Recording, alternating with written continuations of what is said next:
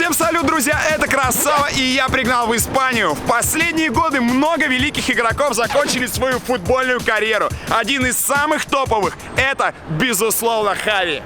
Бывший капитан Барселоны, один из лучших распасовщиков в истории мирового футбола. Этот игрок выиграл очень много турниров, а Лигу чемпионов целых 4 раза. Да, именно он, именно Хави, герой нового выпуска Красава. Погнали! Сейчас все стало на свои места. Супер нападающий, супер полузащитник. Золотой мяч должен был достаться не Месси, а мне. Помню, в один год он мне почти золотой мяч посвятил. Это сестра Чави, это сестра Чави. У вас есть телефон Криштиану Роналду? No. Что касается Чави, я думаю, это лучший плеймейкер в истории Барселоны. И один из лучших в мировой истории. Красава! Многие из вас скажут, что Сава, ты вообще поплыл. Какой Хави и Мадрид. Кстати, я Криштиану Роналду встретил. Оп. Криштиану, какой Мадрид и Хави? Это же просто несовместимые вещи. Да, действительно это так, но на самом деле Хави приехал сюда, в Мадрид, учиться. Он приехал на повышение своей тренерской квалификации. Что еще надо для счастья блогера, а? Хорошая погода, заряженный аккумулятор камеры. Ну и, конечно, такой герой, как Хави Эрнандес. Сейчас пизды мне дадут, чувствую, в Мадриде.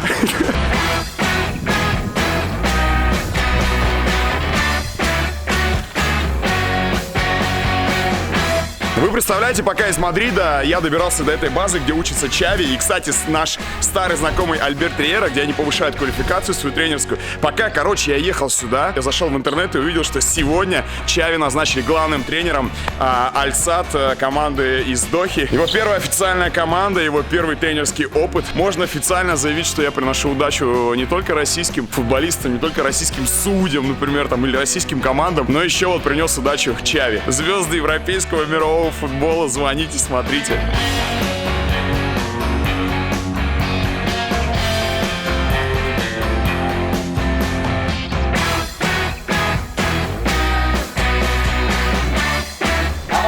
Что ты ему рассказываешь, брат? Он 4 Лиги Чемпионов выиграл. Ты что? Сава. ¿Cómo estás? Nice to meet you. Nice to meet you too. Nice to meet you too. Welcome to the Thank you so Federation. much. Кстати, у нас переводчик сегодня Альберт Риера, да. Футбол, ¿no? Да. Он сказал, что ты похож, что ты играл в футбол. Спасибо. Ребят, это все слышали. Чави, я поздравляю вас с тем, что вы официально приняли команду Аль-Сад в Катаре. Почему именно Катар? Почему не Барселона Б, как Пеп Гвардиола? Моей семье очень хорошо в Катаре, и это первая причина. Если я сейчас поеду тренировать, например, Барселону Б, я понимаю, что ожидания будут очень высокими. И я вообще не хочу, чтобы меня сравнивали с Пепом Гвардиолой. Пеп Гвардиола сейчас реально самый лучший тренер в мире, а я начинаю с нуля. Мне кажется, что для того, чтобы начать с нуля, Катар — отличное место. И как я уже сказал, основная причина — то, что моя семья счастлива там. И я считаю, что именно начать тренерскую карьеру там было бы здорово. Я очень рад, у нас очень хорошая команда, с которой мы сможем добиться многого. А что в Катаре вас удивило и чего вам не хватает по сравнению с Испанией? Я уже имею опыт в качестве игрока в Катаре. Мой опыт, мой профессионализм. У них есть суперфутбольная академия, которая с 2006 года очень профессионально работает. Да просто топ. Что хочет Катар, который принимает следующий чемпионат мира в 2022 году? Подписывать иностранных игроков, чтобы они передавали опыт местным футболистам. Как живет профессиональный игрок, как он следит за собой, как он тренируется, быть для них примером. И сейчас я постараюсь передать весь свой опыт, который у меня был в Барселоне и в сборной Испании. Ведь у меня были просто фантастические наставники и тренеры. Уверен, что я могу дать местным футболистам много-много нового и, конечно же, много лучшего. Сейчас вы повышаете квалификацию тренера. А кто еще из суперигроков учится с вами здесь?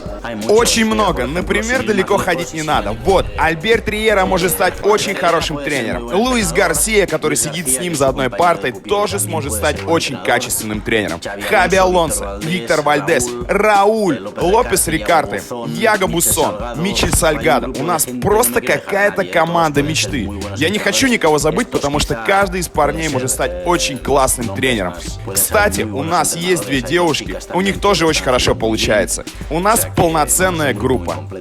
Альберт Риера сказал мне, когда мы делали с ним видео, что вы 100% самый лучший, и вы будете лучшим тренером в мире. Мы просто очень большие кореша. Мы много времени играли в сборной, мы очень хорошо друг друга знаем. Альберт Риера, поверьте мне, будет топ-тренером. А в какой футбол будет играть команда Чави? Общая идея — это Барселона и сборная Испании на протяжении последних 15-20 лет. Мы будем владеть мячом, контролировать игру, не бояться высокого прессинга, быть главными в игре с мячом. Я понимаю философию Кройфа, которая для меня основное направление. Потом Райхард, Гвардиола, Ван Гал, Луис Энрике, Луис Араганес. Все эти тренеры были у меня, и у нас был всегда понятный стиль игры, где мы всегда доминировали. И я хочу, чтобы соперник никогда не владел мячом. Я хочу, чтобы моя команда владела мячом. Я буду давать игрокам конкретные инструменты, и мы будем работать все вместе, как в защите, так и в нападении, чтобы наша команда доминировала на поле. Если у тебя есть мяч, считай, что у тебя больше шансов выиграть игру. Это философия Кройфа, философия Барселоны, философия сборной Испании, которая последние 15 лет была одной из лучших. Самый крутой тренер, с которым вы работали? Я бы сказал, некая смесь Луиса Араганеса и Пепа Гвардиолы. Луис Араганес в части управления команды, Пеп Гвардиола в части тактики. Он в этом просто божина. В части работы с командой, взаимодействия с коллективом, все-таки отметил бы Луиса Араганеса. Сейчас все стало на свои места. Супер нападающий, супер полузащитник, а? Чави, насколько я знаю, у вас сегодня учебный день начался в 9 утра, и вы закончили в 7 вечера. То есть, получается, вы сейчас работаете больше, чем когда вы были футболистом. О чем ты говоришь? Гораздо больше. Мы так не привыкли. Футболисты обычно тренируются час-полтора в среднем в день, а у нас курс очень длинный. Начинаем в 9 утра, заканчиваем в 7:30 вечера. Курс очень интенсивный, все очень сконцентрировано. В 1,5-2 месяца мы должны через это пройти, если хотим стать тренерами. Это тоже очень большой опыт для развития. Привет, привет, как ты? Очень хорошо, здесь на тренерских курсах. Как-то казалось, ты был помоложе и похудее. Но чтобы в 39 лет играть, надо за собой следить. Заканчиваю курсы, осталось 2 недели и начну там тренировать. Да, мне уже сказали. Да-да, начну там, моей жене там очень нравится. Безопасно, все очень хорошо. Чтобы начать, мне кажется, это крутой опыт. Развиваться, пробовать. Ведь я начинаю все с нуля. Говорят, там платят хороший кэш. Ну, это другая история. Давай, удачи. Очень рад был тебя видеть. Давай, береги себя. Удачи. Обнимаю. Ты можешь посмотреть, где мы учимся? Пойдем, это классно. Смотри, это все игроки, которые играют в сборной. Все игроки. 59-го, это 73-й. И потом я тебе покажу, где мы. Вот это наше... Hello. Это наше место, где мы учимся. Хочу cambiato.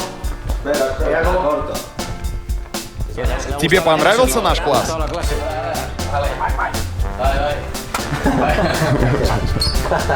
Поговорили. Представьте, что можно взять любого игрока, любого тренера к себе в тренерский штаб. Кого бы вы взяли в помощники?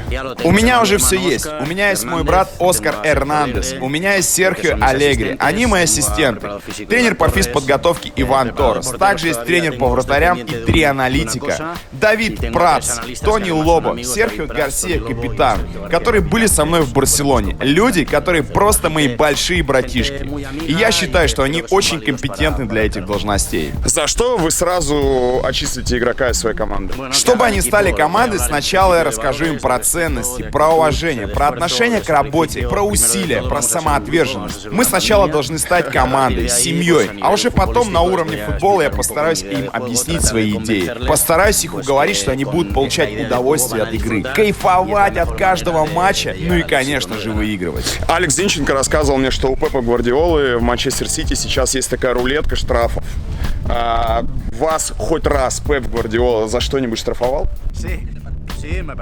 Да, мне кажется, это просто бомбовая идея. В Барселоне, например, все денежные штрафы мы отдавали на благотворительность.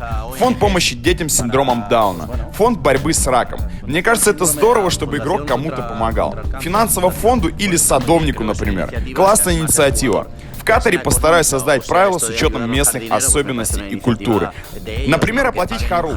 Харуф — это такой прием пищи, который готовят на полу и едят руками баранину. Постараемся адаптироваться к культуре, с которой нам придется работать, к религии. В Катаре все немного по-другому. Красава! Конец мая, начало июня даже для моего графика оказались мега интенсивными. Вот так выглядит карта моих перемещений за последние дни. В отелях я сейчас сплю чаще, чем дома, поэтому одна из главных кнопок на моем телефоне — это приложение «Островок». Вот она, рядом со значком YouTube. Вы все прекрасно знаете, что у нас в Красаве очень маленькая команда, поэтому всю логистику, размещение в отелях, перелеты я беру на себя. И поэтому «Островок» стал для меня настоящим спасением и настоящим тревел-партнером. А прямо сейчас мы выберем, где мне поселиться в городе, в котором большую часть своей карьеры провел наш герой. Я захожу на своем телефоне в приложение «Островок». Вбиваем город Барселона. Начинаем поиск. Кстати, друзья, можно установить очень крутой фильтр «Достопримечательность». Мне нужен отель возле Камп Ноу. Вот, очень крутой отель возле стадиона Камп Ноу и всего 70 евро. Ну и, кстати, оплату прямо сейчас.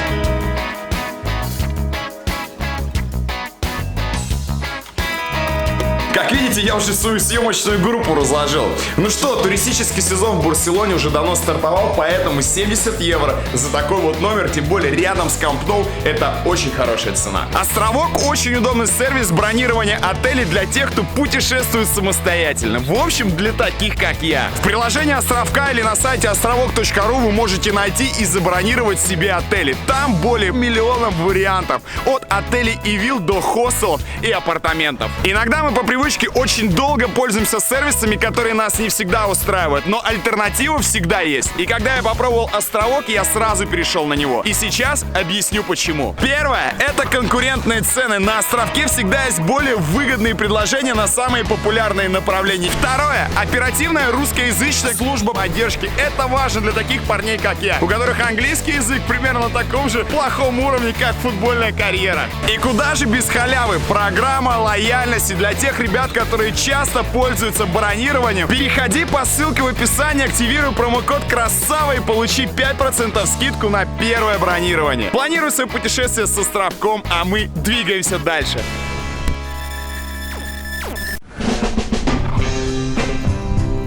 Чави, самый крутой матч в твоей жизни? Слава богу, таких матчей много. Но финалы Лиги Чемпионов в 2009 году, в Риме в 2011 году, на Уэмбли в Лондоне, финал чемпионата мира по футболу. Очень хорошие воспоминания. Конечно же, матчи против Реал Мадрида. 5-0, 2-6. Здесь, в Мадриде, на Бернабеу, мы делали им шпили-вили. Мне повезло, что таких матчей было много. Это настоящая привилегия играть такие матчи. Тем более их выигрывать. Поэтому у меня такие хорошие воспоминания. Самый крутой футболист, против которого вы играли? Многие, очень многие, особенно такие соперники, как Реал Мадрид, Атлетико. Например, вспоминаю Роналду Зубасика, настоящий феномен. Криштиану Роналду, Зидан, Бекхэм, футболисты очень высокого уровня. Фигу, он был моим одноклубником, потом пришлось его терпеть в Реал Мадриде. Роберто Карлос, Пол Сколс, вспоминаю тот отличный Манчестер Фергюсона. Было очень много хороших футболистов. Уэйн Руни. Можем составить очень длинный список. Ливерпуль Бенитеса был очень хорошей командой. Челси Мауриньо тоже. Многие соперники, которых мы, к счастью, встречали в полуфиналах и финалах. Впечатляющие соперники. А лучший футболист, с которым вы играли, но кроме Месси? Один. Только один — это очень сложно. Я всегда говорю, что наслаждался больше всего, когда играл в центре поля Барселоны с Иньестой, Бускетсом и Месси. Для меня это три футболиста лучших в мире из тех, кого я видел. Не будет лучше игрока на каждой позиции.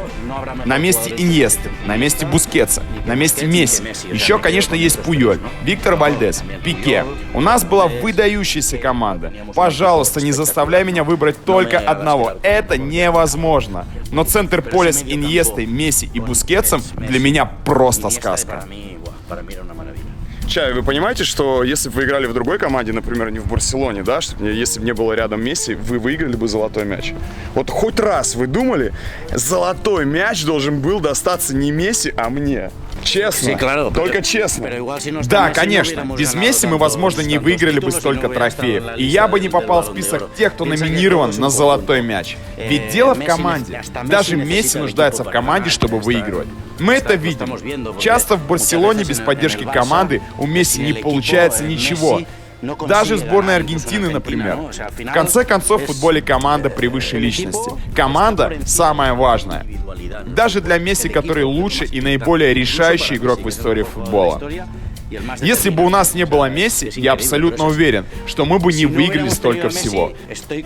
Мы бы не выиграли все эти финалы, полуфиналы, чемпионаты. Это точно, я уверен. Но Месси хоть проставлялся после того, как, не знаю, выигрывал золотые мячи, там, не знаю, приглашал в ресторан и говорил спасибо или что-то еще, нет? Да, конечно. Помню, в один год он мне почти золотой мяч посвятил. Говорил, что я тоже этого заслуживаю, поскольку мы несколько лет вместе к этому шли. Месси очень скромный, очень близкий человек, большой мой друг, очень лояльный человек. Он настоящий пример в мире футбола. Он лучший в мире, при этом такой скромный. Настоящий пример.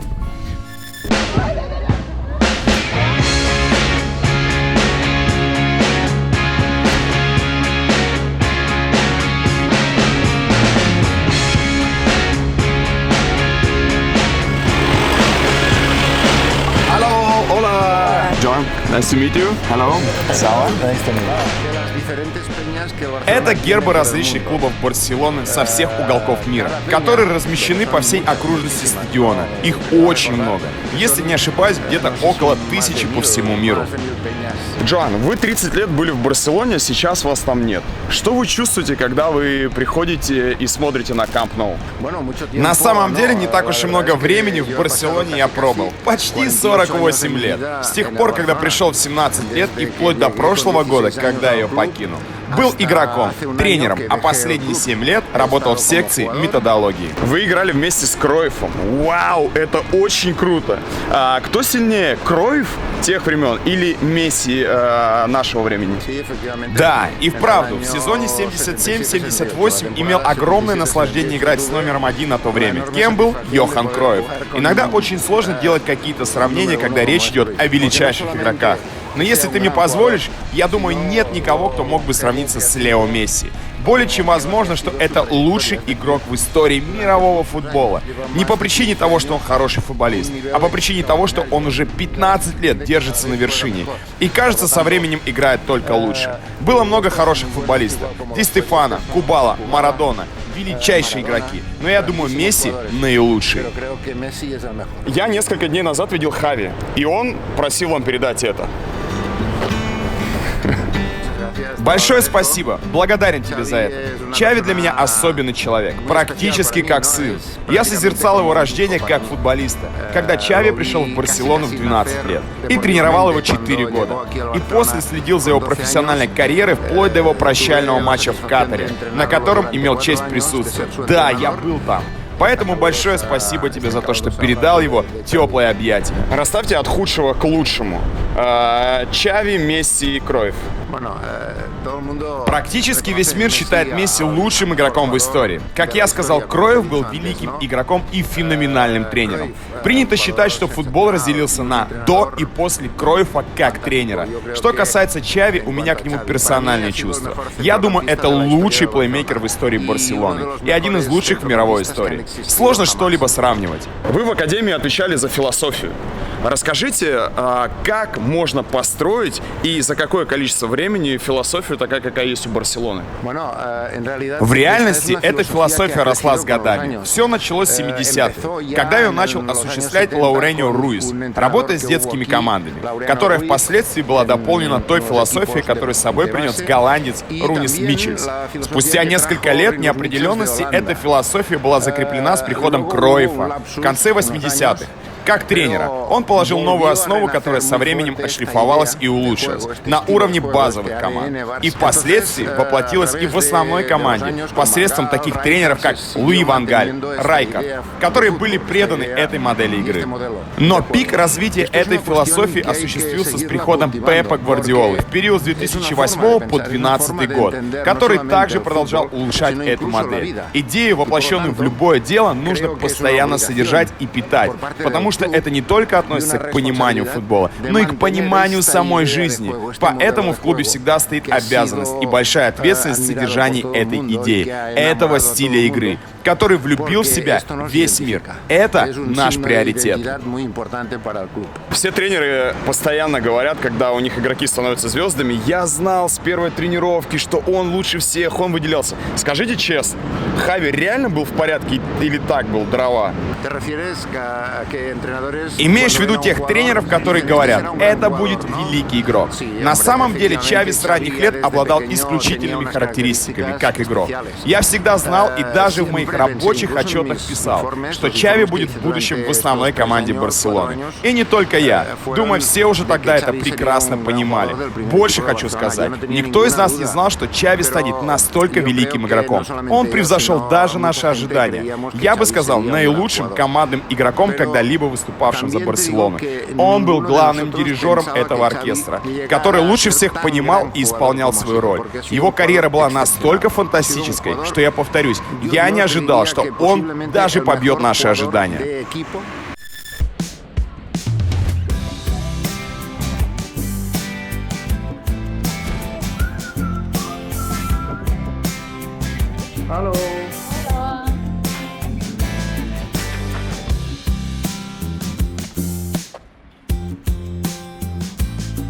Я приехал в город Террасу, одноименная команда играет здесь, на этом стадионе, вот именно тут, представляете?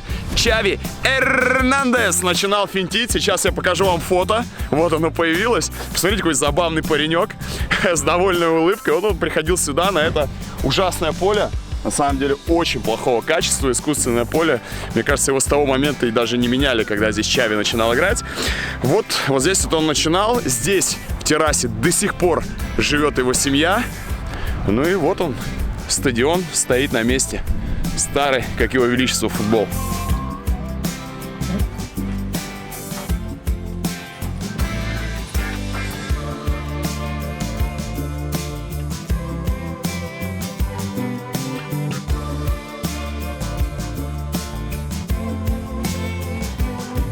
Такое олдскульное, конечно, подтрибунное помещение.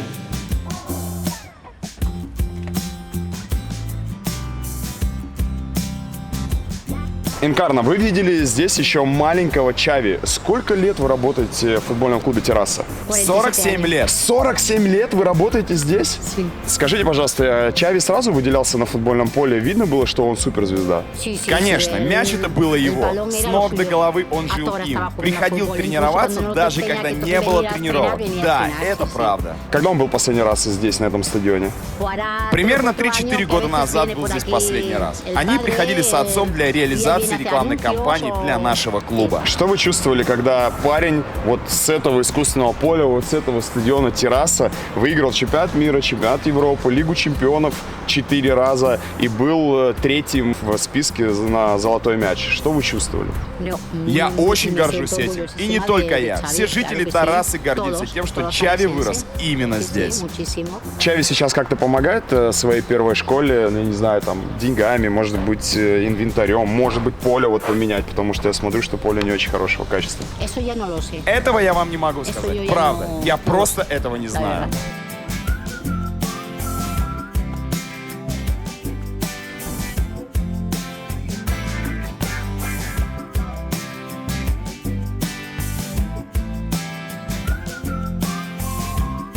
У футбольного клуба «Террасы» есть музей, и, конечно же, здесь не могло просто обойтись без фотки Чави Эрнандеса. Вот он.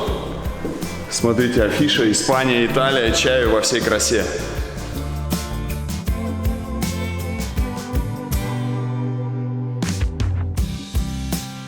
Я знаю, что вы и ваш муж очень хорошо относятся к Чави. Представьте, что сейчас он вас видит. Что бы вы ему пожелали?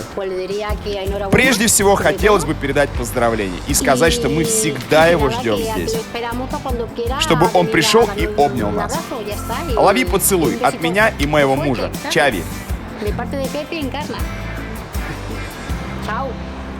Вы только что говорили, что Чави для вас как сын. Расскажите какую-нибудь милую историю из футбольного детства Чави.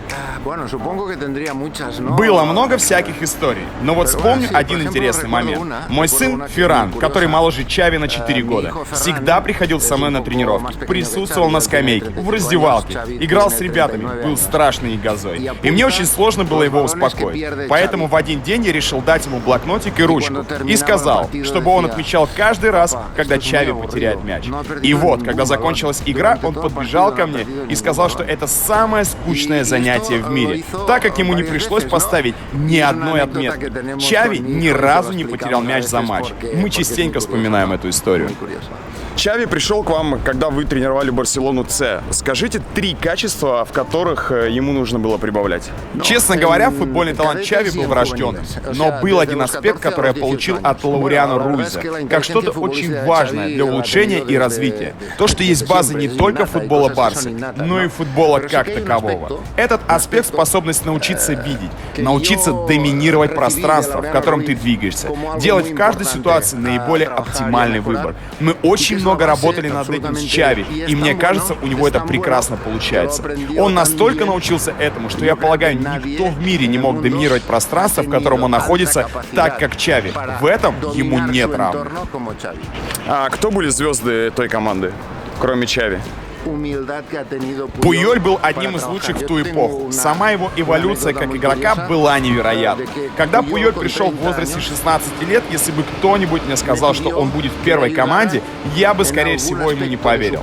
Кроме того, он стал одним из лучших защитников в истории футбола из-за своей огромной силы воли, работоспособности и скромности. Как-то Пуйоль, уже будучи 30-летним капитаном, подошел ко мне и спросил, не могу ли я помочь ему разобраться в нескольких аспектах, которые он не мог понять. То есть, представьте, он продемонстрировал краткость, которой обладал, уже имея за плечами огромный опыт выступления за сборную. Мы нашли эти аспекты, которые он должен был улучшить. И после 6-месячной индивидуальной работы с ним, он был признан лучшим защитником чемпионата Европы 2008. Пуйоль, Иньеста, Фабригас, Чави. Месси не берем, Месси вне конкуренции. Кто еще? Окей, кто из них самый талантливый? Нужно выбрать одного. Один. Нужен один. Если говорить о таланте, то многие люди считают, что талант — это когда игрок показывает захватывающую игру, делает вещи, недоступные другим. Но это не есть талант. Талант — это совокупность многих вещей. Технических, тактических, физических и психологических факторов. Стойкого менталитета. Но я предполагаю, ты имеешь в виду игрока, который делает что-то необычное. Возможно, таким талантом обладали Сеск Фабрегас, Марио Росас. Они действительно имели исключительные технические качества. Возможно, ты именно это имел в виду. Но Чави превосходил всех, безусловно. Он просто феноменален.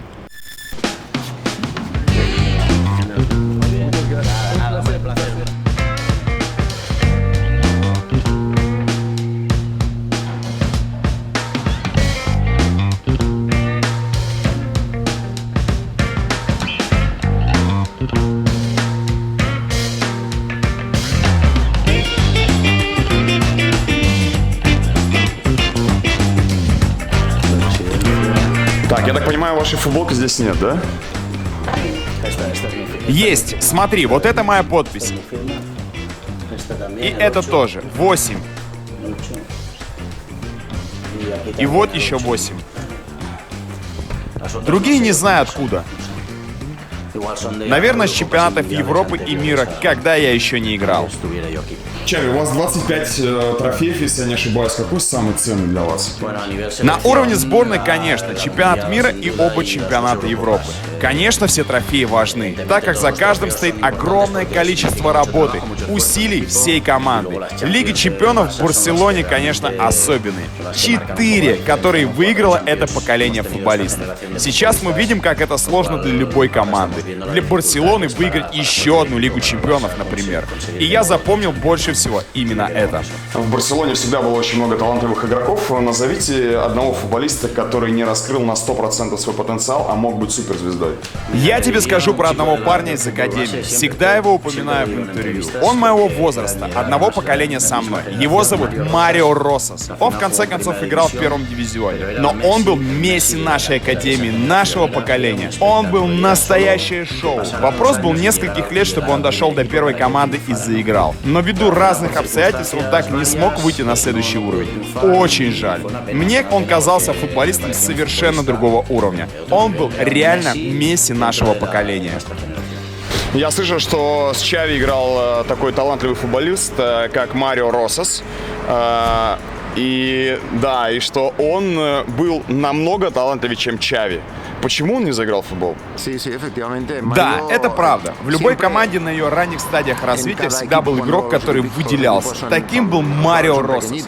Гениальный игрок с потрясающей техникой. Реально выделялся из всех. Делал то, что другие не показывали. Я думаю, Марио созрел очень поздно. И факт его позднего развития очень помешал ему стать великим игроком. Он реально обладал фантастическими качествами футболиста. Был хоть один молодой футболист, который был супер талантливый в Академии, но который потом просто пропал и вообще реально просрал свой футбольный талант?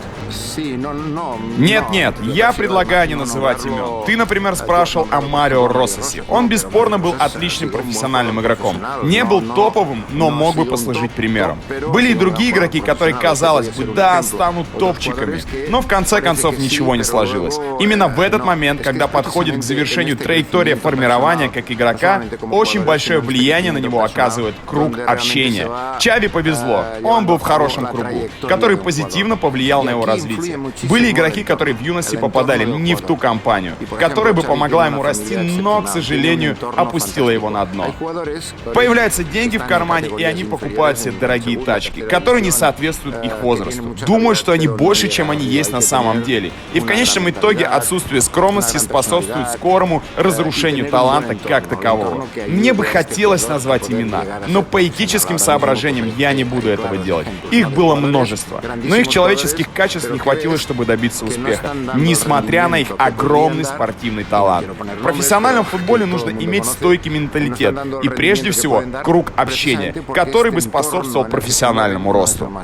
Златан Ибрагимович в книге писал, что вы, Иньеста и Месси были как школьники у Гвардиолы. Скажите, Златан самый вредный футболист, который был в Барсе за все времена? Нет, не до такой степени. Златан нормальный пацан, он несложный человек, я думаю. У нас с ним был хороший год. Мы выиграли чемпионат Испании. Не удалось выиграть Лигу чемпионов, нашу основную цель, естественно. Но у меня были отличные отношения с Златаном. Более того, не помню, чтобы у него складывались плохие отношения с другими футболистами. Наоборот, он несложный человек внутри раздевалки. Шутник, дружелюбный, простой в общении. У меня нет ощущения, чтобы со Златаном было сложно. Наоборот, скорее наоборот. Другое дело с тренером. В конце концов, он не принимал участие в некоторых играх сезона. Но это его отношения с тренером. Я могу рассказать только про отношения между футболистами. Отношения были очень хорошие, очень корректные. Самый безумный человек за все время, который был в Барселоне. Просто какой-то лока. Было много тех, кто, к сожалению, на тренировках впечатляли, а потом выходили на Камп Ноу, чувствовали этот невероятный прессинг и не могли показать свой настоящий талант. Не заставляй меня кого-то называть, но было много игроков, кто не смог показать свой настоящий уровень. Даже больше. Были те, кто показывал свой уровень, но пресса их не оценивала по достоинству. Например, Педро, Дани Алвеш, которым не досталось столько восторженных слов, как нам. Но как мне, например, они заслуживали гораздо большего. Вы очень долго работали в Академии, вы отвечали за философию, вы видели очень много молодых талантов, их в Барселоне всегда с избытком, да? Расскажите, как вот этих вот молодых талантов, как эти молодые дарования держать в тонусе, чтобы они не зазнавались с маленького возраста? Что вы делали для этого? Я считаю, что категория игрока не оценивается по его техническим, тактическим или физическим данным, а прежде всего по его человеческим качествам.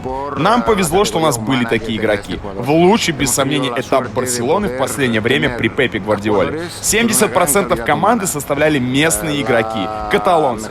И прежде всего эти ребята были с потрясающими человеческими качествами, ответственные, скромные и, конечно, конечно же, исключительными игровыми навыками, которые они демонстрировали на футбольном поле. И поэтому залог успеха этой команды был не только в спортивных достижениях и спортивных качествах, но и прежде всего в человеческих. Пишут, что ваши родители, перед тем, как вы родились, хотели очень дочку. Появились вы, и потом они еще родили вам сестру, и вы с сестрой самые лучшие друзья. Она играет в футбол? Да-да, и играла она очень хорошо. Мы вместе ходили играть. Мои братья старше меня, а с сестрой мы близкие по возрасту. И вместе ходили в парк гулять. После школы выходили и играли в футбик. У Ариадны отличная левая нога. Да просто охренительная левая. У нее был талант. Проблема в том, что в то время не было такого женского футбола. Но да, я третий ребенок в семье, и у нас очень футбольная семья. Дома 80-90% разговоров о футболе. Мой отец был футболистом, потом тренером. Мои братья тоже играли. Моя сестра тоже безусловная болельщица футбола. Ариадна, а как часто к вам подходят в городе, фотографируются, берут автограф и кричат: «Это сестра Чави! Это сестра Чави!» В принципе, нет. В нашем городе Тараса нашу семью знают все. И за все это время уже привыкли. И никогда нас, как сестер и братьев, не останавливают и ничего не спрашивают. Все в порядке вещей. В вашей семье было 4 ребенка, и Чави больше всех дружил именно с вами. Почему? Я думаю, что все из-за разницы в возрасте. Алекс и Оскар, наши старшие братья, были достаточно старше нас и не проводили с нами особо много времени. В то время как разница между мной и Чави в возрасте была всего 2,5 года. Он всегда брал меня с собой. И мы проводили очень много времени вместе. Я была для него близкой. Думаю, маленькая разница в возрасте сыграла свою роль. У вас в комнате была двухъярусная кровать, и вы спали вместе. С Чави много разговаривали перед сном, я читал об этом. О чем мечтал маленький Чави? Мечтал он о золотом мяче? О да, он мечтал быть футболистом. Всегда засыпал первый и практически во сне постоянно вскрикивал: «Пасуй! Бей!» Я всегда слышал эти полусонные вскрики, так как этим он не давал мне заснуть. Это был мальчик, мечтающий быть футболистом даже во сне. У меня в детстве в комнате висел плакат Роналдо Зубастика в форме Барселоны. Какой плакат висел у вас в комнате? Кого любил Чави? У нас не было слишком много плакатов отдельных игроков, но те, которые были, преимущественно команды эпохи Dream Team, когда в Барсе играли Куман, Лаудруп, Бакеро, Стоечков. Для меня Чави на стене практически не оставлял места. Я знаю, что Чави любил в детстве играть в видеоигры. Какое у него еще было хобби помимо игры на приставке? Кроме игры на приставке у него не было других хобби. Любимой игрой была Супер Марио на Nintendo. Я тоже. Все остальное, связанное со спортом. Любимым занятием было играть в футбол со своими братьями на площадке или наблюдать, как другие играют. Для него это было абсолютно все. Все читали интервью Чави, он их дал очень много, все знают, какой Чави футболист. Расскажите какую-нибудь историю из детства, которую знаете только вы и Чави. У нас было много маленьких историй, но сейчас как-то не припомню. Вспоминаю, как у нас хотели что-то украсть, и мы должны были убегать вместе с площадки. Или, например, история о том, как мама всегда давала ему мелочь, чтобы он приносил домой на обед хлеб. Но после школы мы всегда прибегали на площадку, и Чави настолько заигрывался, играя в футбол, что почти никогда не успевал купить хлеб, так как хлебная лавка закрывалась ровно в 2 часа. Много всяких историй было, но если честно, ты застал меня врасплох. Трудно что-либо вспомнить. Чави сказал мне, что вы его лучший друг. А кто у него лучший друг в футболе? Из команды? Думаю, несколько. Такие, как Иньеста, Бускетс, Пуйоль, Месси. Я думаю, все они. Сколько раз Месси был у вас дома? В доме Чави в Барселоне. Думаю, что Месси частый гость. Что вы в детстве любили есть вместе с братом? В нашем доме самым главным блюдом были макароны, которые готовила мама. Это было наилучшее из всего. Ариадна, а куда мы пришли? Что это такое? Что мы здесь делаем? Мы находимся на площади Прогресс. Это место, где мы выросли и провели один из лучших моментов нашего детства. Вместе с друзьями, соседями и нашими старшими братьями, Алексом и Оскаром. Сейчас здесь все по-другому. В той стороне стоял маленький киоск сеньора Антонио. Сейчас на его месте стоит этот бар, которого раньше не было. В этой стороне была маленькая детская игровая площадка, а вместо асфальта все было засыпано землей и песком, на котором мы гоняли мяч. Обалдеть, вот так вот вы понимаете, да, где Чави с сестрой рубился в футбол, просто выходил на площадь, и здесь они возились с мячом. А мне Чави сказал, что у вас супер передача, что у вас не хуже, чем у него голевой пас. Давайте это проверим. Да, конечно, можем попробовать. Чави, как всегда, преувеличивает, потому что он меня очень любит. Но я думаю, со временем я потеряла многое во владении мячом. Но без проблем, давайте попробуем. А вы играли в футбол профессионально? Нет, профессионально я не играла. Потому что, когда я была маленькой, в нашем городе не было достаточно женских команд. И я не могла записаться в секцию.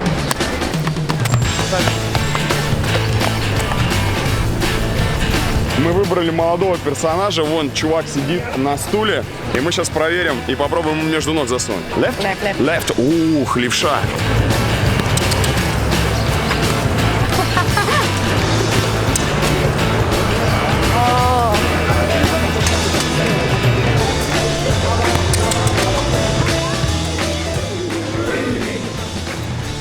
Почти попали, а?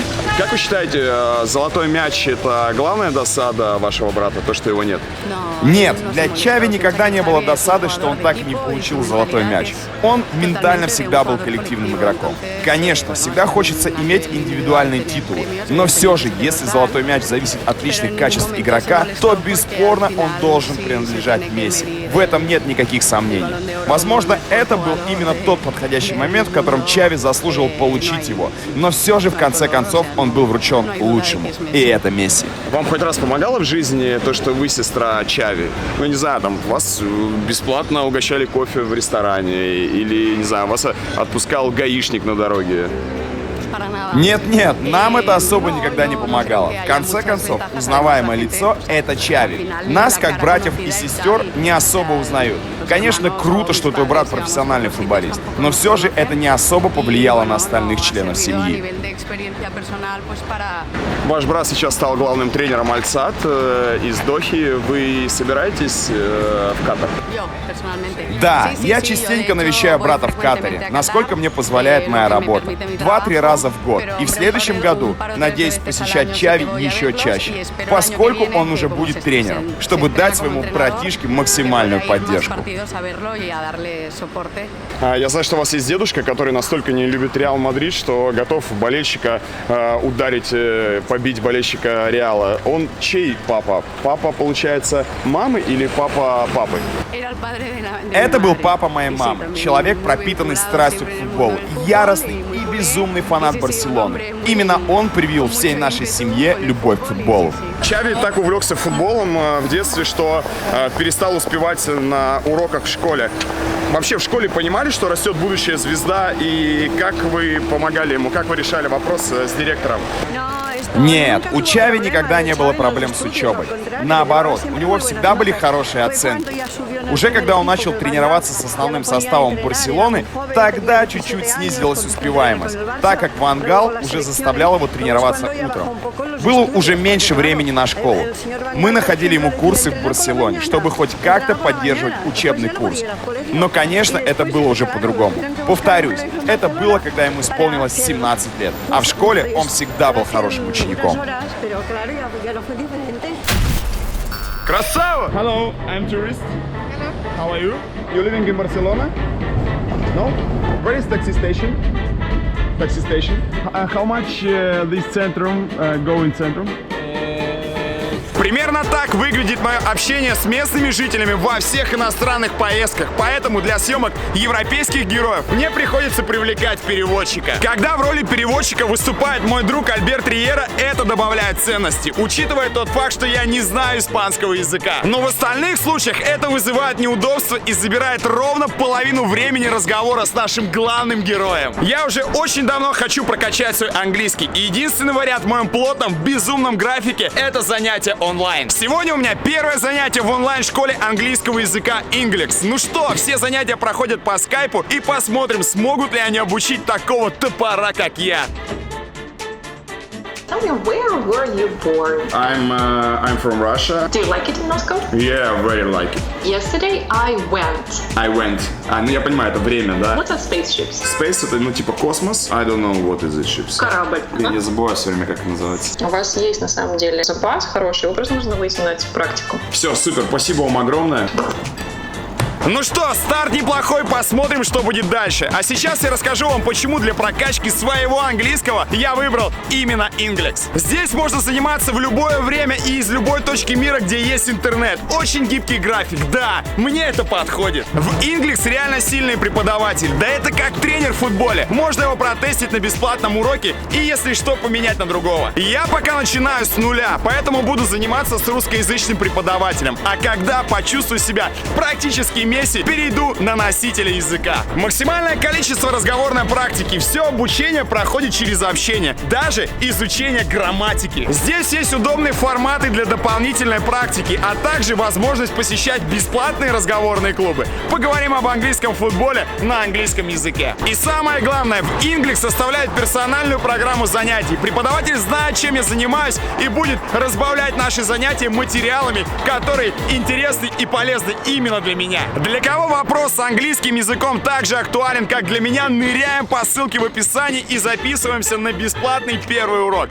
Еще 3 урока получаем в подарок по промокоду «Красава». Двигаемся дальше! Чави, я читал, что вы в детстве могли перейти в Милан, что вам хорошее предложение сделали, и вроде бы папа согласился, но мама настояла, что только Барселона. Это правда? Ну да, это было почти так. Мне было всего 18 лет. Я вернулся с молодежного чемпионата мира, который мы выиграли в Нигерии. И у меня было предложение от Милана. Нам позвонил сам Галлиани, мне и моему отцу. Там была готовая команда с Дзакерони и Альбертини. Милан сделал мне действительно хорошее предложение, но я его не чувствовал. В конце концов, решение было на мне. Мама была против, папа говорил, что это очень хорошее финансовое предложение. В конце концов, на одном из семейных собраний решилось, что Чави никуда не уедет. В большей мере на это повлияла его мать. Да, в итоге это была мама, которая повлияла на это. Помимо того, что она была ярой болельщица Барсы, в тот момент у нее была сильная интуиция.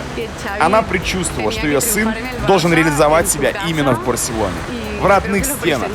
Старалась удержать сына до конца. И в итоге сказала: нет, невозможно, чтобы Чави уехал. И она не ошиблась. Все получилось так, как должно было быть. Вроде бы вы даже сказали мужу: я подам на развод, если наш сын уйдет из Барселоны. Это уже стало легендой. Я так и сказала. Но это не было сказано всерьез. Я бы никогда не развелась со своим мужем из-за этого. В конечном итоге окончательное решение было за сыном. Он пришел и сказал: я никуда не уезжаю, я остаюсь здесь. Он уже был совершеннолетний и имел право принимать решения самостоятельно. В конце концов, я почувствовал, что должен остаться в Барселоне. И видишь, к счастью, карьера у меня сложилась очень хорошо. Правда, первые годы было тяжело без трофеев, но в общем, я не могу жаловаться на свою карьеру. А какой самый крутой матч с участием Чави вы видели? Мучо. Я видела много матчей с участием Чави, но который больше всех мне понравился, был на поле Мадрида, который закончился, не помню точно, 6-1 или 6-2. Да-да, 6-2. Этот матч мне очень понравился.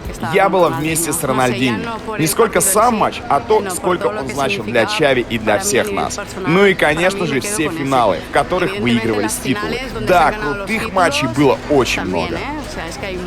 Чави, вы выиграли все крупные клубные и турниры сборной, но не выиграли ФНЛ. Вы вообще представляете, что из себя, как выглядит российская первая лига? Нет, приеду тренером вместе с Альбертом.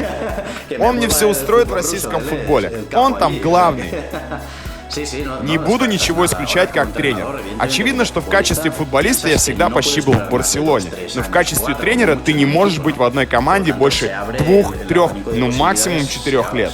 Поэтому я не буду заявлять, что я никогда не приеду в Россию. Почему бы и нет, в конце концов?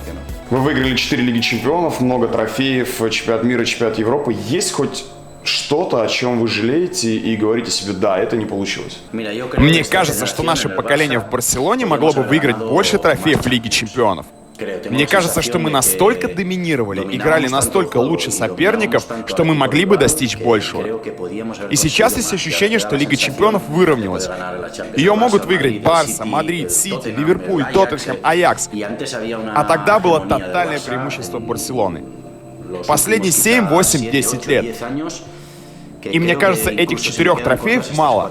Но это много, скажут мне люди. Ты сошел с ума. Но у меня есть ощущение, что мы можем сказать, что мы еще больше могли бы войти в историю. Особенно во времена Гвардиолы. Мы потеряли несколько трофеев в Лиге Чемпионов, которые могли бы выиграть. А так, конечно, нельзя гневить судьбу. Представь, сколько титулов я смог выиграть с ребятами как в Барселоне, так и в сборной. Я даже не мог себе представить в 2004-2006 годах, что здесь, в сборной Испании, мы выиграем чемпионат мира или чемпионат Европы.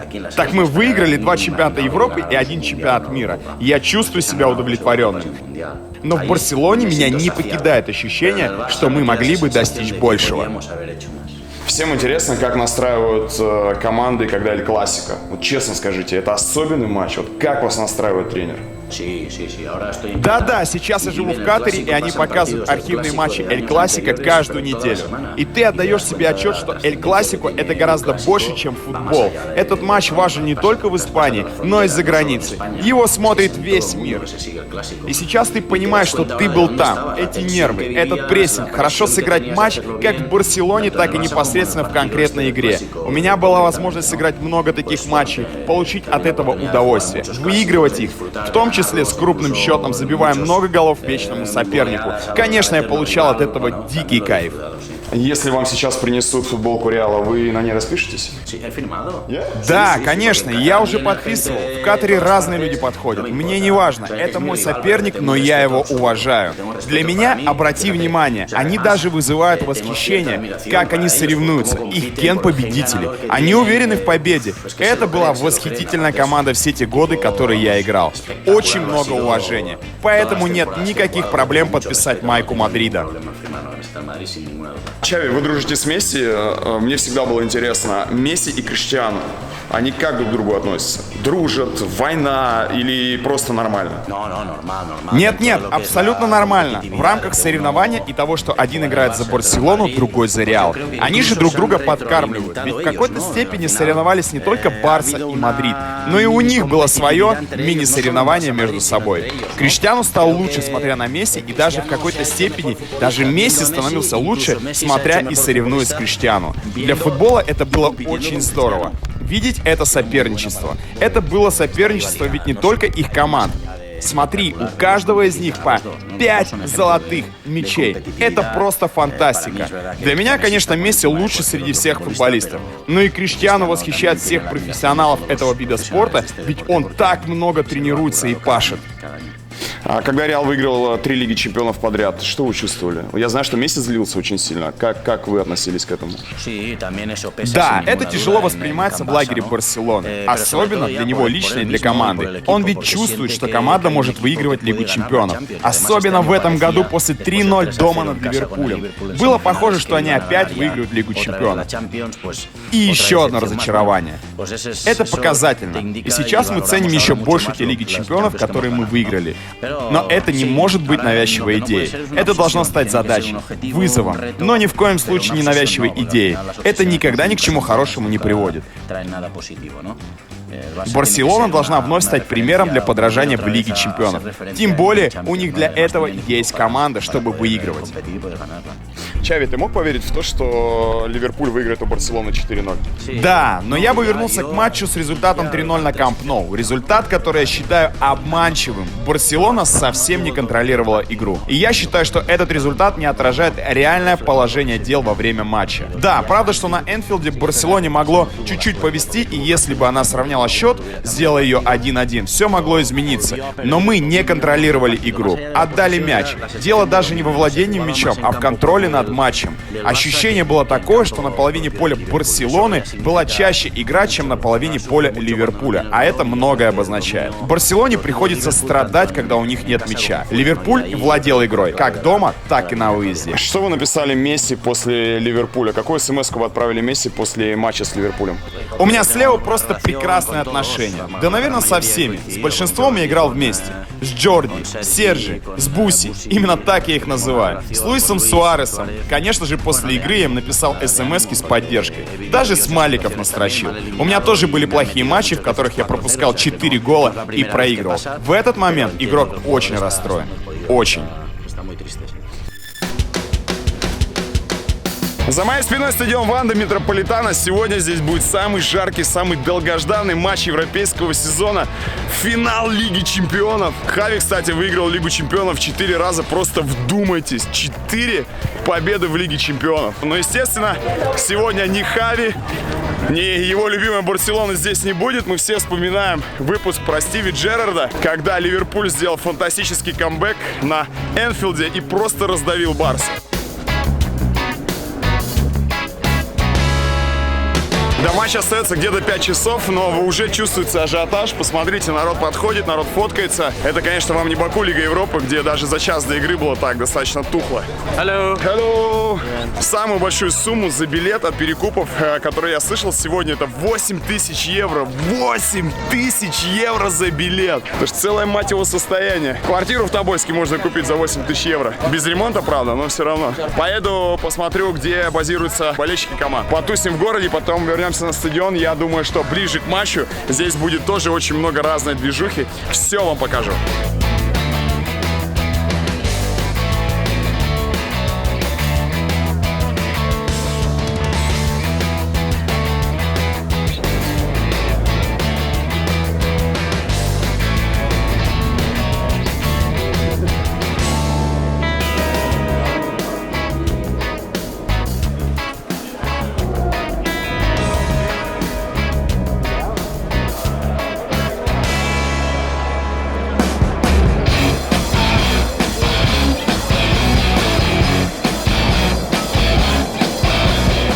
Метро Гоя. Именно здесь базируются болельщики Ливерпуля. Вот она, фан-зона. Мне кажется, здесь пару тысяч человек точно присутствует. До игры 4 часа. Все накидываются пивасом. Я вообще предлагаю сравнить две фан-зоны. Ливерпульскую и Тоттенхэм, где все-таки круче. Смотрите, кого он встретил. Стиви Джерард. Ну, конечно, чувствуется, вы знаете, все-таки разные турниры бывают, да, европейские, там и Лига Европы, и все остальное. Но разные кубки, да, но мне кажется, финал Лиги Чемпионов — это всегда обособленное событие, обособленное действие. В очередной раз я убеждаюсь, что фанаты Ливерпуля просто одни из самых огненных в мире и, наверное, самые огненные, которых я вообще видел.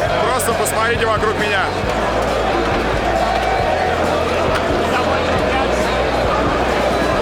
Я настолько в шоке, что даже очки не надел.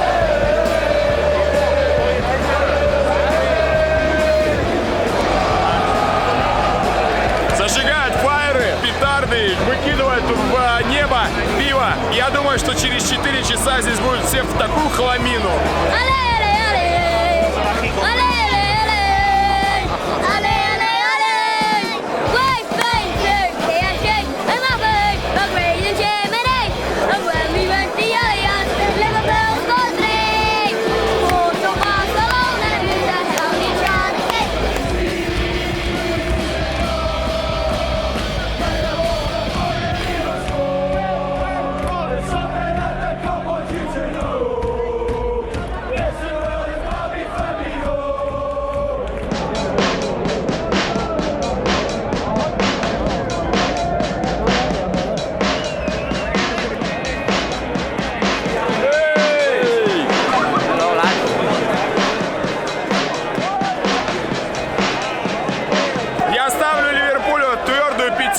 Пацаны все заряжены и пивасом, и атрибутикой. Поют, поддерживают своих. Короче, Ливерпулю 5 баллов. Погнали, посмотрим, как готовятся болельщики Тоттенхэма к матчу.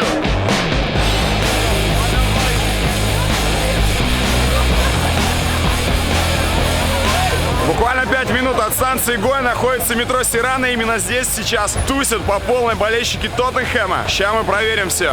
Воу-воу-воу. Ну тоже неплохо, я уже вижу, там народ собрался. Hello. Thank you. Окей. Thank you. Строгий охранник, еще одна галочка. Даже на финале Лиги Чемпионов.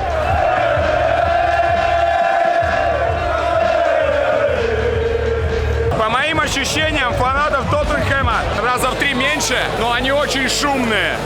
Они реально жгут, там какой-то дискач у них, посмотрите.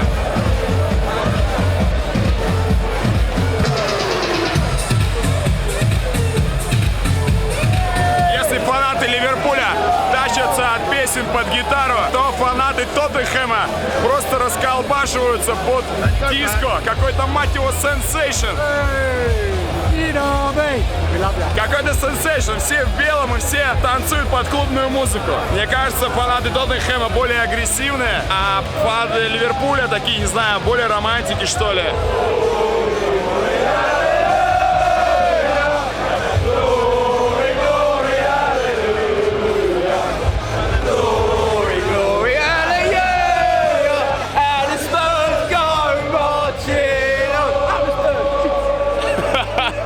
Они, конечно, другие, это сразу чувствуется. И знаете, что еще заметил? У Ливерпуля больше флагов там с изображением там Ван Дайка, Клопа, там Салаха. У ребят из Тоттенхэма как-то все-таки в этом плане менее разнообразно все. Ну или, по крайней мере, может, я еще не увидел. Ну и классическая история, когда приезжают английские команды, или когда матч проходит в Англии, они все до хера пьют пиво. И вот такие вот очереди возле туалета, это постоянно. Смотрите, никто не сыт под деревом, все стоят культурно и ждут очередь в туалет. Видите, какой нюанс я подметил?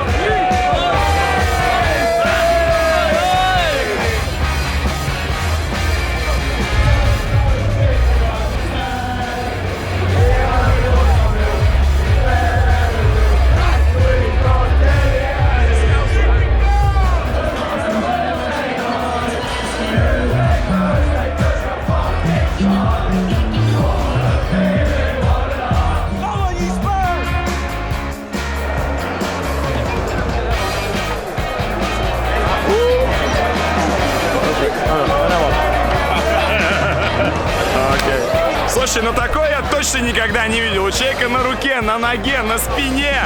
И получается на футболке на груди герб любимого клуба. Это прикольно.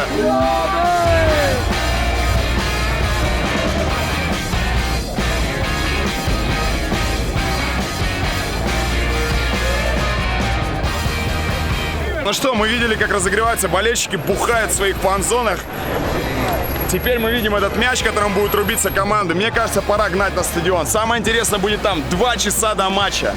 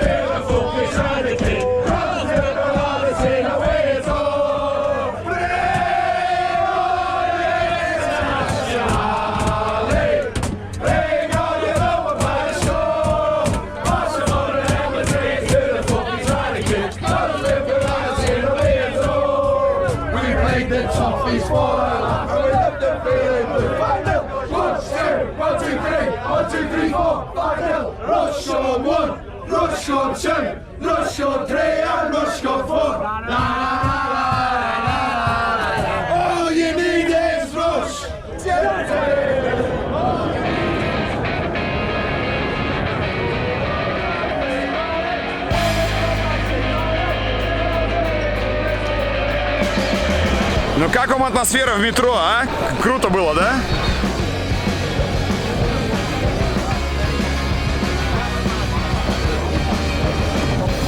Ребятки, посмотрите, как грязно перед стадионом. Это все потому, что играют 2 британские команды. Реально бритиши бухают пивас целый день.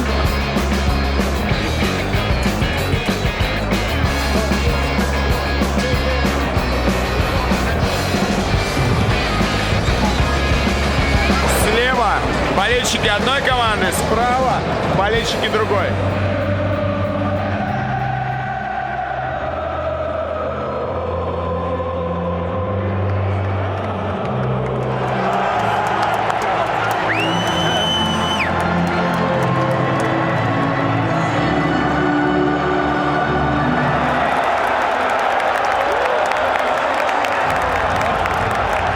Запасные на скамейку. Стартовый состав на поле. Матч начинается. Погнали!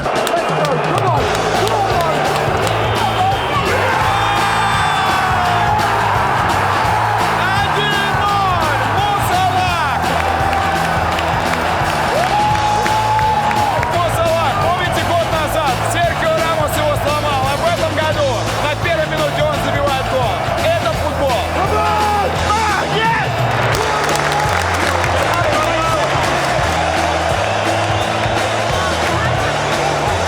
После первого тайма счет 1-0. Самый красивый эпизод был в первом тайме, это когда девушка выбежала на поле. Я думаю, что самый пожар, самый огонь и самый секс футбола будет во втором тайме.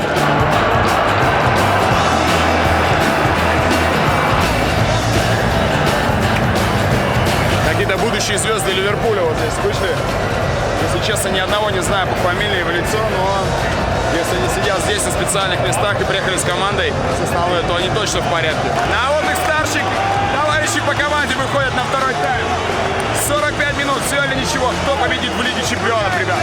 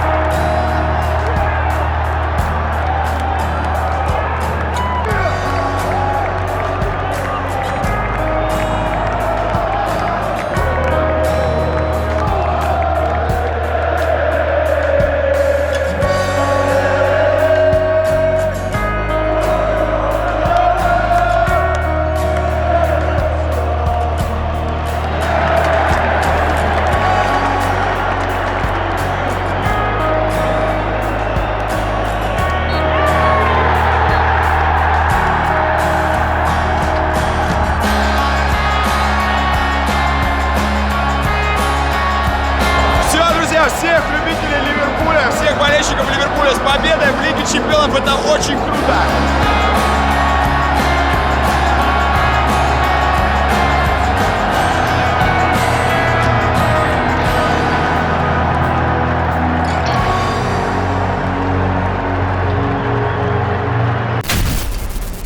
Красава! Я слышал, что Андрей Аршавин мог перейти не в Арсенал, а в Барселону. Вы, как капитан команды, можете это подтвердить? Это действительно было так? Да, действительно. Об этом говорили много раз. Даже барселонские газеты «Спорт», «Эль Мундо», «Депортиво» писали: Аршавин в шаге от Барселоны. Но, конечно, каждое лето вылезает столько имен в связке с Барсой, что в конце концов не знаешь, что правда, а что нет. Но много раз я видел в газетах: Аршавин может переехать в Барселону. Я в шоке. А кого вы еще из русских игроков знаете? Кто для вас лучший российский игрок в истории? Самый сложный вопрос. Да? Окей. Ринат Досаев. В 80-е он перешел в испанский чемпионат как лучший вратарь в мире на тот момент. Потом были еще русские игроки, которые играли в Испании. Но они так и не стали игроками самого высокого уровня. Сейчас есть Черышев, был Киржаков, был Ледяхов, был папа Черышева также в Спортинге. Много русских игроков, но никто из них не был уровня Досаева, который был лучшим вратарем своего времени. Очень сложно выбрать одного игрока из разных поколений. Вспоминаю Биланова. Говорили, что он может выиграть. Нет, он же выиграл золотой мяч. Лев Яшев — золотой мяч, но он тоже из другой эпохи. К несчастью для российского футбола, у вас не было выдающегося игрока мирового уровня последние 10-15 лет. Но даже так, смотри, как вы сыграли на чемпионате мира. Выбили Испанию, дошли до 1/4 финала. Это очень крутой результат. Ваш друг Риера очень хочет тренировать в России. Есть шанс, что когда-нибудь вы приедете в русский чемпионат, в русский клуб? Альберт точно готов. Я не шучу. Он очень методичный, перфекционист. Он обожает футбол. У него есть академия в России. Он станет хорошим тренером. Если бы ты меня спросил, когда я был игроком, я бы ответил, что нет. А сейчас я вижу, как он фанатично работает на курсах. Ему нравится. Он знает иностранные языки, что помогает не только в России. Он был в Англии, он был в Турции, он был в таком количестве стран. Ну, 3-4 языка он выучил, и это хорошо говорит о нем. Он адаптировался в каждой стране. У него будет отличная футбольная карьера тренера. Сейчас те, кто учится с Хави, тоже великие игроки, Алонсо, Риера и другие ребята, они говорят, что Чави номер один, будет номер один в мире как тренер. Как вы думаете, когда Чави вернется в Барселону и возглавит эту команду? Я думаю, что это решение должен принять сам Чави. Он знает, что должен формироваться как тренер. Предполагаю, что сейчас не лучший момент для того, чтобы вернуться. Помимо того, что у Барселоны есть тренер, и то, что Барселона как клуб всегда требовал максимум от своего специалиста. Давление, которое он испытывает, просто колоссальное. Несмотря на то, что Чави всегда умел сдерживать давление как игрок. Не сомневаюсь, что он это сделает и будучи тренером. В любом случае, решение за ним. И с большей вероятностью он все-таки когда-нибудь вернется в клуб. Ведь это его дом. Все его здесь любят. И все хотят, чтобы он вернулся. Но я думаю, что час еще не настал. Я уверен, что это время когда-нибудь придет. Если сейчас Вальверде уволят, вы готовы прийти главным тренером в Барсе? Нет, сейчас точно нет. Так, посмотрите мне в глаза. Сейчас неправильный момент. Представь, что ты только что поступил в институт, а тебя назначают директором большой компании. Нет, сейчас этого делать точно нельзя. Мне надо учиться, начать с нуля. Считаю, что Катар — лучшее место для этого. А в будущем посмотрим. Конечно, моя цель в Барселону попасть. Это моя мечта. Я там был счастлив и уверен, что могу помочь команде. Но сейчас это неподходящий момент. Хорошо, когда вы возглавите Барселону? Не знаю, я начинаю с нуля. Не знаю, может быть через год, может быть через 10 лет. Я не могу этого знать. Это другая работа, и какие-то ощущения у меня появятся после того, как я начну в июле предсезонную подготовку. Посмотрю. Может быть, начну, и мне будет некомфортно. Может быть, Хави тренер не получится. Постараюсь учиться, постараюсь сделать свое дело хорошо, чтобы в какой-то момент в будущем быть в Барселоне. Мне кажется, на каждом этапе нужно максимально выкладываться и максимально кайфовать. Команда Чави будет играть в футбол Пепа Гвардиолы или все-таки Вальверде? Это очевидно, что он будет продолжать ту схему, на которой он рос как профессионал всю свою карьеру. Для него всегда были примером Йохан Кройф и Пеп Гвардиола. Поэтому он точно знает, какой дорогой пойдет. Ведь ДНК Барсы у него в крови.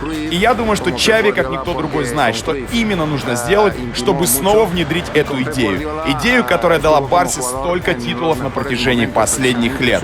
Чави — это как бы гарантия того, что Барса будет продолжать проповедовать тот футбол, который мы так полюбили. 4 раза вы были лучшим распасовщиком в Европе. Был хоть один нападающий, кому сложно было отдавать голевые передачи? С ним это не может быть. С ним все хорошо играют. Он просто со мной не играл еще в команде. Нет? Я всегда хорошо взаимодействовал на поле.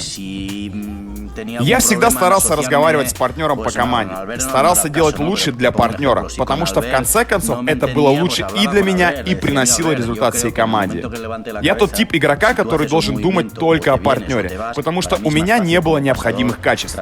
Да-да, ты не ослышался. Я никогда не был быстрым, техничным или сильным. Единственное, что мне оставалось, это взаимодействовать с партнером. Если все партнеры стоят и их опекают, я никто. Если все двигаются, и у меня появляется возможность отдавать им шикарные передачи, вот это и есть мое лучшее качество. Именно взаимодействие с партнером, сыграть в стенку, увидеть открывание за спину или в глубину. Вот это и было моей игрой. Это и был настоящий кайф. Я очень переживал, когда говорили, что меня закрыли, что я тяжело двигался в этой игре. Но иногда это зависело и от моих партнеров тоже. Я становился лучшим футболистом, когда когда мои партнеры хотели получить от меня мяч, когда я взаимодействовал с ними. С каким нападающим легче всего было играть? Со многими. С Месси это просто фантастика. С ним не надо было разговаривать. Язык тела, футбольный язык, он просто невероятен. Если ты не можешь найти взаимодействие с ним, ты не должен заниматься этим видом спорта. Заканчивай нафиг с футболом. Месси потрясающий. У меня было такое же отличное взаимодействие с Рональдиньо, Этоо, Жули, Иньестой, Бускетсом, Вилли, Педро, Торресом. Они все мне давали шанс на жизнь, когда я отдавал им голевую передачу. Я слышал, что вы хотели предложить такую историю, чтобы играли 10 на 10 футбол, не 11 на 11. Почему? Да, я действительно так говорил. Мне кажется, так было бы больше голевых моментов. Игра была бы более зрелищной. У футболистов было бы больше пространства. Я думал об этом несколько раз. Я даже обратил внимание, как играют команды, оставаясь вдесятером, что случается очень редко. Мне это понравилось как зрителю. Другое дело, как тренеру. Ему сложнее, так как ты допускаешь больше голевых моментов в свои ворота. Но мне кажется, сейчас многие команды выстраивают автобус у своих ворот. И играть 10 на 10 было бы более зрелищно. Но, конечно же, в наше время это пока невозможно. Как часто вы созваниваетесь с Чави? В последнее время я частенько связываюсь с Чави. Несколько раз я навещал его в Катаре. Когда он возвращается на родину, мы тоже видимся с ним. Но наиболее часто для общения используем телефон, скайп или WhatsApp. Последний футбольный совет, который он у вас попросил. Нет, это был не совет, это была просьба. Он сказал мне: «Жоан, хочу, чтобы ты был рядом». И советовал мне всегда и во всем, что может мне понадобиться как тренеру. Хочу быть тренером, я болею футболом. Будь со мной рядом и помогай мне во всем, в чем я испытываю страсть. Так что это была более просьба, чем просто совет. И я очень это ценю. Поскольку она исходит от одного из лучших игроков в истории, для меня это максимум, о чем я мог мечтать как тренер. Сегодня у вас получается первая официальная команда в тренерской карьере. О чем вы мечтаете как тренер? Получать удовольствие. Конечно, хорошо проводить время. Если я увижу, что я не получаю от этого удовольствия или мне тяжело дышать, поеду домой. У меня есть семья, и я буду продолжать идти этой философией. Найду что-то другое. Основная мысль — это получать кайф, и чтобы, конечно, получали удовольствие мои игроки и тренерский штаб. И потом, конечно, основная задача всех тренеров, нас просто поэтому оценивают, это выигрывать и выигрывать трофеи. Но мне прежде всего хотелось, чтобы каждый футболист, который выходит на поле, он понимал, что он делает, а самое главное, кайфовал от футбола. Можно ли сказать, что Чави мечтает возглавить Барселону? Да, конечно. Есть большие ожидания от меня в этом направлении, но это также дополнительная психологическая нагрузка. Но мне это нравится, я к этому привык. Как я тебе уже говорил, буду готовиться. Это цель и это мечта — вернуться в Барселону, работать на и для Барселоны. Но спокуха, мы никуда не спешим, всему свое время. Все придет, я постараюсь. Не хочется изменять своим традициям и все-таки купить футболку Барселона, а сделать это в Мадриде, как вы сами понимаете, очень-очень сложно. Так вот, я покупаю футболку, мы берем автограф у Чави и, конечно же, ее потом как-нибудь разыграем. Придумаем, как. Повезет кому-то, а? Все прекрасно знают, что титульный спонсор у Барселоны — это компания Nike. Я ее ни в коем случае не рекламирую, потому что у меня контракт с Adidas. Но, тем не менее, если мы хотим футболку Барса оригинальную, то нам сюда. Hello. Which one do you prefer? For me? For you? Looking for me, my friend. Pink, yeah, pink.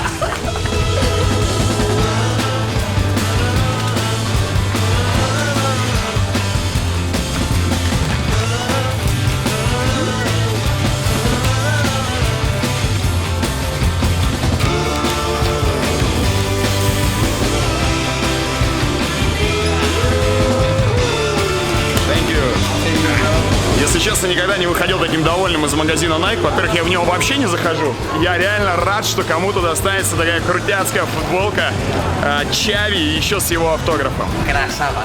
Cada equipo. Красава. Красава. А muy bé, Sí. Кому-то повезет. Я знаю, что ты собираешь грибы. Что ты с ними делаешь? Это традиция в Каталонии. Одна из моих любимых вещей. Футбол, конечно, мое любимое дело. Но когда я хочу отвлечься, я иду в лес за грибами. Это семейная традиция. В Каталонии достаточно популярная. Я знаю, что ты любишь хоккей. Хоккей на траве или на льду? Хоккей на траве, конечно же. Ведь в моем городе Тараса это традиционный вид спорта. Лучшие игроки в хоккее на траве в истории родились в моем городе Тараса и Мата-де-Пера. Они выиграли Олимпийские игры, чемпионаты мира. Это традиция в Тарасе и Мата-де-Пере играть в хоккей. Какое блюдо вообще не получается у вашей жены? Мы вообще не очень любим готовить, но точно никогда не приготовим паэлью. Моя жена готовит гораздо лучше меня, но паэлья у нее просто ужасная. И она точно никогда не будет 3 часа торчать на кухне ради какого-нибудь блюда.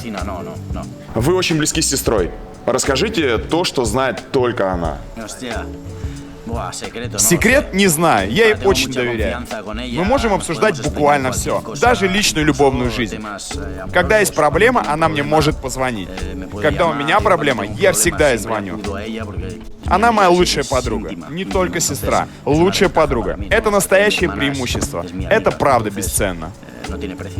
Расскажите хоть одно плохое качество у Лео Месси. Одно? Не знаю, наверное, он очень требовательный к себе. Очень, чрезмерно требовательный. Это его делает лучше, но одновременно он чувствует большое давление.